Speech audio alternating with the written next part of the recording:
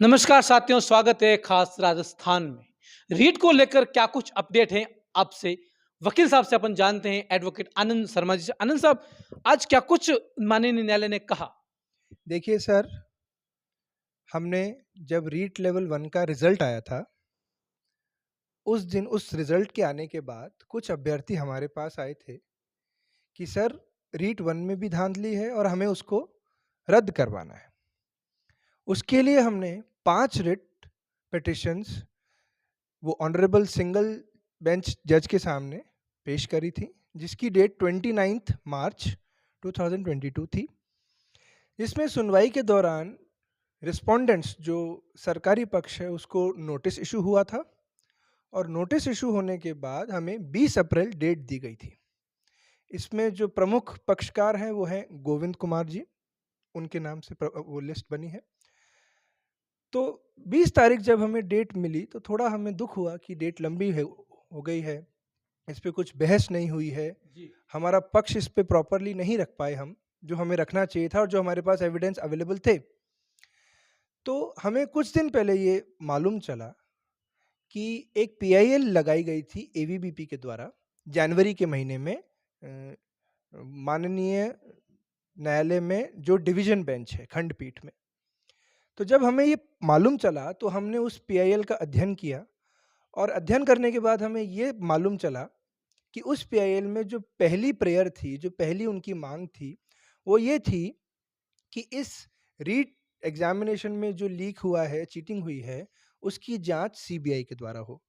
तो हमको लगा कि इसमें तो हम नहीं हो सकते, पर जब हमने उसकी सेकंड प्रेयर पढ़ी, तो उसकी जो सेकंड प्रेयर थी उसमें ये था कि रीट को एंटायरली रद्द किया जाए। तो ये हमें एक बहुत सुनहरा और बहुत ही अच्छा अवसर लगा कि उसकी डेट 6 अप्रैल आज यानी कि आज थी और इसमें जो जो एसओजी ने जांच करी है अब तक उसको पेश करने के लिए माननीय न्यायालय ने कहा था। ये आदेश था उसमें पहले से।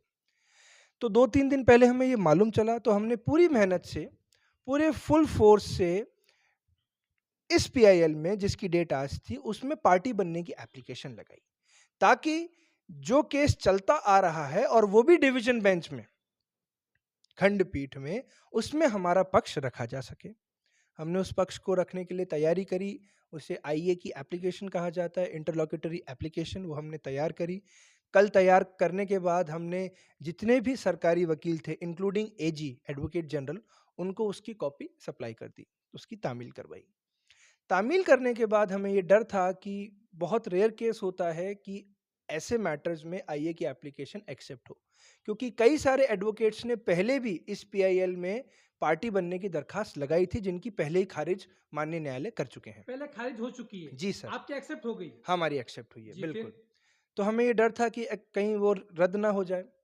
हमने जब कोर्ट में आईए पे बहस करना स्टार्ट किया, तो माननीय न्यायालय ने हमें रोका कि आप अभी ना बोलें, जब इनका जो मेन जिसकी फाइल थी, उसको बोलने का पहले मौका दिया गया।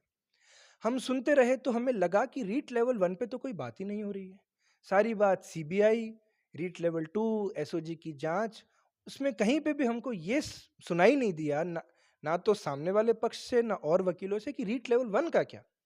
तो हमारे सीनियर एडवोकेट श्री अरविंद कुमार शर्मा जी ने बहुत कोशिश करके माननीय न्यायालय के सामने रीट लेवल 1 के को उठाया, उसका मुद्दा उठाया कि रीट जी। लेवल 1 पे सरकार का क्या पक्ष है।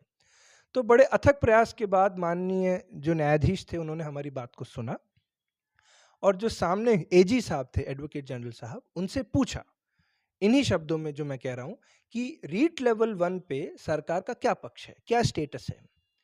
तो माननीय जो एजी साहब थे, उनके पास जवाब नहीं था, बड़ी मुश्किल से उन्होंने रिपोर्ट्स में ढूँढा और उन्होंने ये कहा कि रीट लेवल 1 तो बिल्कुल क्लियर है और हमने इस पे इसलिए जाँच नहीं की है क्योंकि इस पे कोई कंप्लेंट नहीं आई।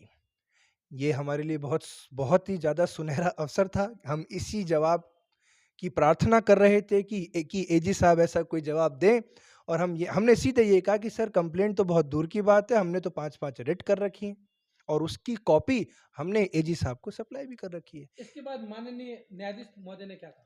इसके ये सुनते ही माननीय न्यायाधीश महोदय का पक्ष हमारी तरफ झुका और उन्होंने हमसे पूछा कि इसमें क्या स्टेटस है। हमने कहा कि सर इसमें बहुत सारे नए मटेरियल फैक्ट हैं क्योंकि हमने ये रिट रिजल्ट आने के बाद लगाई है।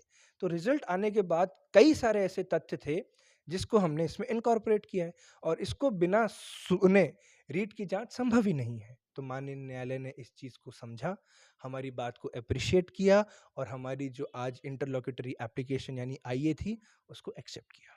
अब आगे क्या कुछ होगा? सिंगल बेंच में आपका मामला चल रहा था, मामला डीबी में हो गया, अब डीबी में सुनवाई होगी, कब सुनवाई होगी? सर, जो सिंगल बेंच का मामला था, 5 रिट्स जो उसमें चल रही थी, वो जी। सीधे अब यहाँ जो डीबी है, यानी कि डिवीज़न बेंच खंडपीठ में क्लब हो गई हैं और अब वो पूरा मामला यहाँ शिफ्ट हो गया है। और जो हम पक्ष, जो हमारे एविडेंसेस रिकॉर्ड पे लाना चाहते थे, वो सारे एविडेंसेस आज रिकॉर्ड पे माननीय न्यायालय के सामने आ चुके हैं। न्यायालय ने क्या फटकार लगाई, क्या कुछ कहा और इस मामले में? सर, माननीय न्यायालय की सबसे प्रमुख फटकार ये थी कि ये जो मैटर है, ये बहुत सीरियस मैटर है। ये माननीय न्यायालय के ही शब्द में है, जो आपको बता रहा हूँ। ये बहुत सीरियस मैटर है, पहली चीज़, और इससे लाखों बच्चे परेशान हैं, इंक्लूडिंग देयर फैमिलीज़।